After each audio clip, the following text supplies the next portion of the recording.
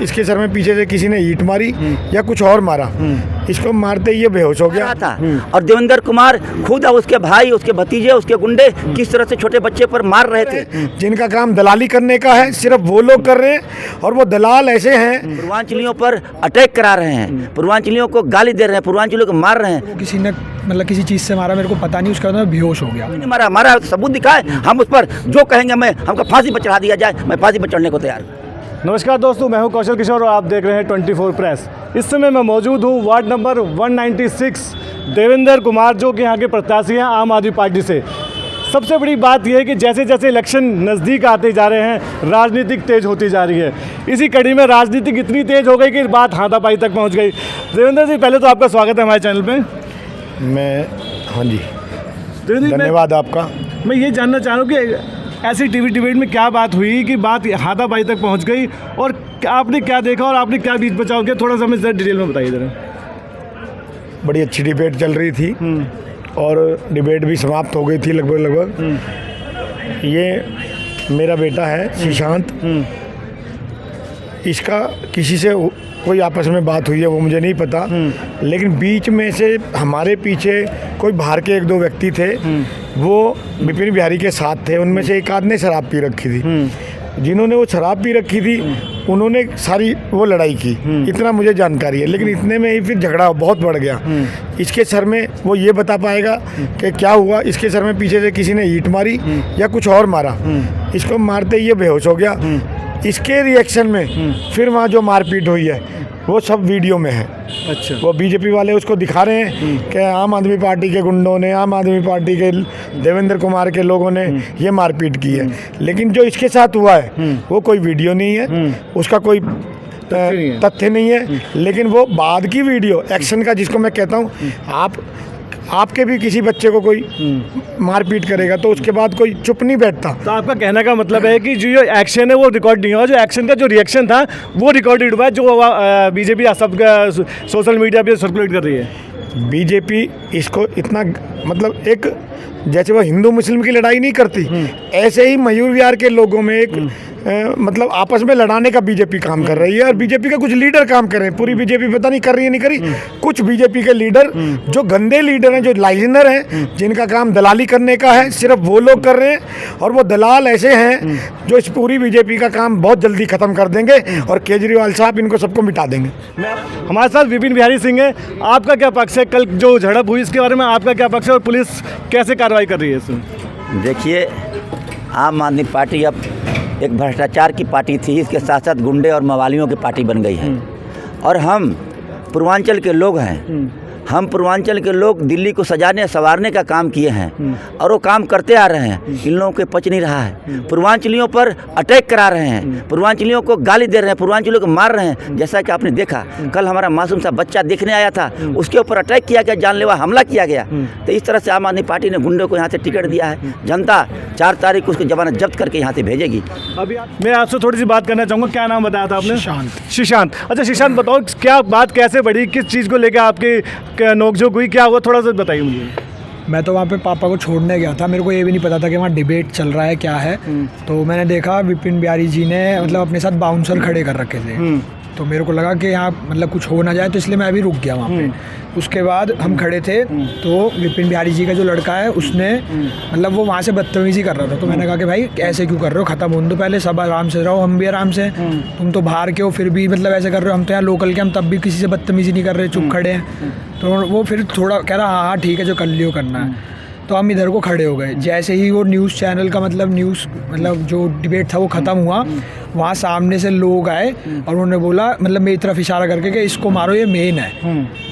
फिर उन्होंने आके मेरे ऊपर हाथापाई चालू कर दी। मैंने भी उनके ऊपर मतलब, उन्हें क्या पता था कि आप इनके पुत्र हैं? जी जी जी जी। तो उसके बाद उन्होंने मतलब मेरे ऊपर मारा, तो मैंने अपना बचाव करा।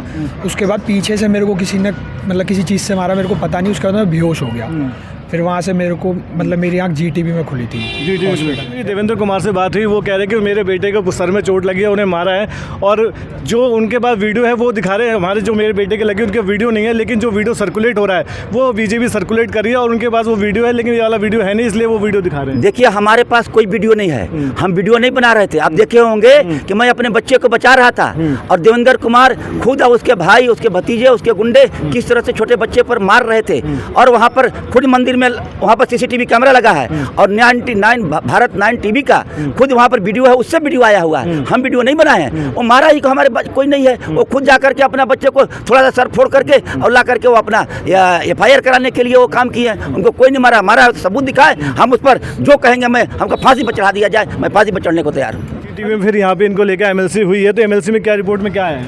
MLC में वो MLC थाने में है, वो MLC SHO या ACP वो लोग देखेंगे, लेकिन ये रात भर GTB में एडमिट रहा है और इसको मतलब क्या मारा है क्या नहीं, लेकिन जो रिकॉर्डेड है, जो बाद में जब इसके साथ मारपीट हो गई तो जितने भी कार्यकर्ता हैं उन्होंने जो वो वीडियो में है सब, फिर चाहे विपिन बिहारी हो चाहे उनकी कोई पार्टी का कोई और हो, जो बाहर का आदमी गुंडागर्दी करेगा वो उसके साथ मतलब एक्शन का रिएक्शन मैं बार बार कह रहा हूँ, तो रिएक्शन वो है जो वो वीडियो में दिखा रहे हैं। बिल्कुल बिल्कुल। मैं आपको बता दूं कि कल मैं खुद पांडवनगर थाने में मौजूद था। मैंने थाने के अंदर जाने की भी कोशिश की, लेकिन जाने नहीं दिया गया। आपके वकील थे, उनसे मेरी बात हुई, वो अंदर गए थे और सारी क्या वारदात हुई, थाने के अंदर क्या बात हुई, इस समय क्या कॉम्प्रोमाइज़ की स्थिति है, क्या स्थिति है?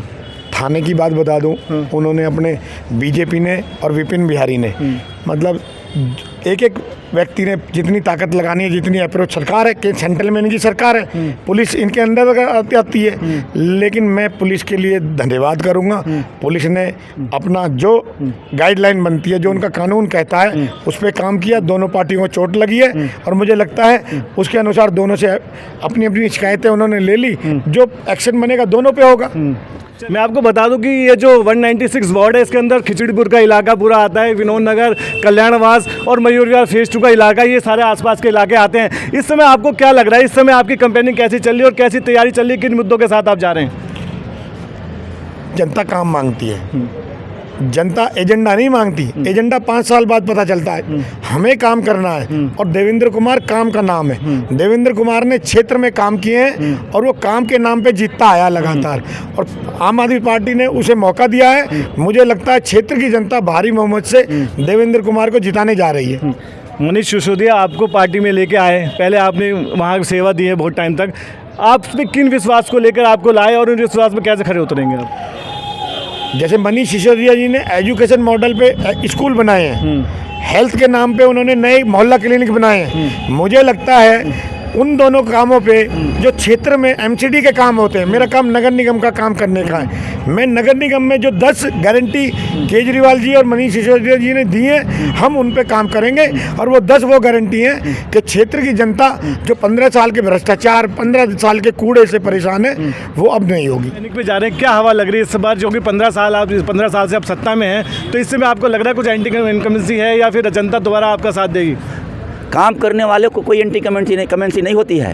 भाजपा शासित नगर निगम काम किया है, काम के दम पर हम आए हैं। हम यहाँ से महापौर रहा पूर्वी दिल्ली से, हमारा बगपड़ोस का वार्ड पड़पड़गंज वार्ड से मैं निगम पार्षद था, और वार्ड में जाकर देखिए, मैं इनके पार्षद हो क्या, मैं मनीष सिसोदिया को चैलेंज करता हूं, जो इनका उप मुख्यमंत्री है। वो बोलता है कि शिक्षा में मैं काम किया हूं, मैं नगर निगम का मॉडल स्कूल बनाया हूं, उसके स्कूल के सामने आकर के देखे, उसके स्कूल से लाख दर्जा हमारा नगर निगम का स्कूल अच्छा है। हमने इस तरह से काम किया है, काम के भरोसे हम लोग जा रहे हैं। हम लोगों ने ढलाव कर 500 ढलाव कर दिल्ली में ख़त्म किया है। ढलाव मुक्त काम हम लोग कर रहे हैं, स्वच्छता में हम लोग काम कर रहे हैं, सफाई का हम लोग अच्छा जनता को दे रहे हैं, RWA से मीटिंग करके RWA की समस्या को समाधान कर रहे हैं। हम लोग काम करने के लिए आए हैं। किन मुद्दों के साथ, किन 5 मुद्दे कुछ आप बता पाए, किन 5 मुद्दे जो मुख्य मुद्दे हैं जिनके साथ आप जनता से संवाद कर रहे हैं? देखिए, हमारा मुद्दा स्वच्छता का मुद्दा है, नगर निगम स्वच्छता के लिए जानी जाती है। हमारा मुद्दा ढलाव घर मुक्त का मुद्दा है, हमारा मुद्दा हरियाली पार्क का मुद्दा है, हमारा मुद्दा RWA के साथ मिल करके काम करने का मुद्दा है। हम लोग 3 मुद्दा लेकर के आए। नगर निगम जिस लिए जानी जाती है उस काम के लिए हम लोग आए। हम लोग दारू बेचने के लिए नहीं आए,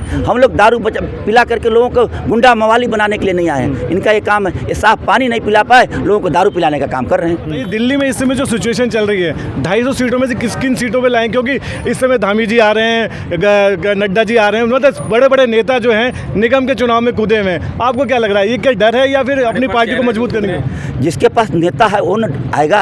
हमारे पास नेता हैं, हमारे पास जननेता की हमारी पार्टी है। उनके पास है कौन? उनके पास भ्रष्टाचारी मनीष सिसोदिया, झूठ बोलने वाला केजरीवाल, जेल में बंद सत्येंद्र जैन, एक उनका जो हिंदू मुसलमान करने वाला, हिंदुओं के धर्मों को गाली देने वाला वो गौतम, सारे के सारे नेता उनके पास वही हैं। तो वो लेके आएंगे किसको? किसके? जनता के पास ले जाएंगे। जहाँ जाएंगे जनता वहीं से उनको धुतकार के भगाएगी। चलते चलते 250 में से कितनी सीटें?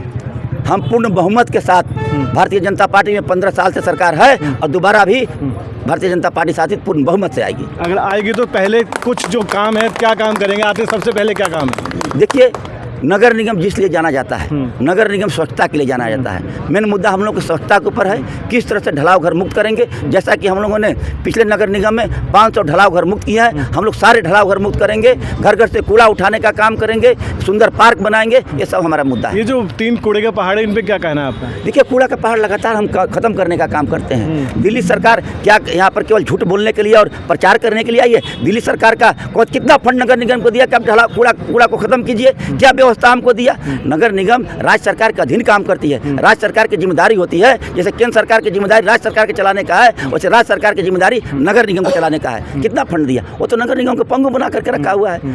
इसीलिए नहीं तो आज तक तो ढलाघर और सारा कूड़ा का जो ढेर बता रहे हैं वो खत्म हो गया होता। चलिए ठीक है, आप अपनी कैंपेनिंग जारी रखें और हमारी शुभकामनाएं आप सभी के साथ हैं। बस ये देखना यही होगा कि आने वाले चुनाव में आगे ऐसी कोई घटना ना हो। पुलिस प्रशासन को भी अलर्ट रहना पड़ेगा कि दोनों पार्टियों का जो आमना सामना उसको कराने से बचें। और मैं आपसे भी यही कहना चाहूँगा कि आगे से जो है लोकतंत्र में थोड़ी सी सबको मर्यादा रखनी चाहिए। और मैं आपको ये अभी दिखा रहा था, ये देवेंद्र कुमार का जो पक्ष था, जो आम आदमी पार्टी का पक्ष है, वो मैंने आपको दिखाने की कोशिश की है। इसके बाद हम कोशिश करेंगे कि बीजेपी का भी एक बार पक्ष जानने की कोशिश करेंगे, अगर मेरी उनसे बात हो पाती है तो। आप देखते रहिए 24 प्रेस, आपकी आवाज़ आपके साथ। सीधे ग्राउंड जीरो से रियल रिपोर्ट देखने के लिए सब्सक्राइब करें हमारा चैनल 24 प्रेस।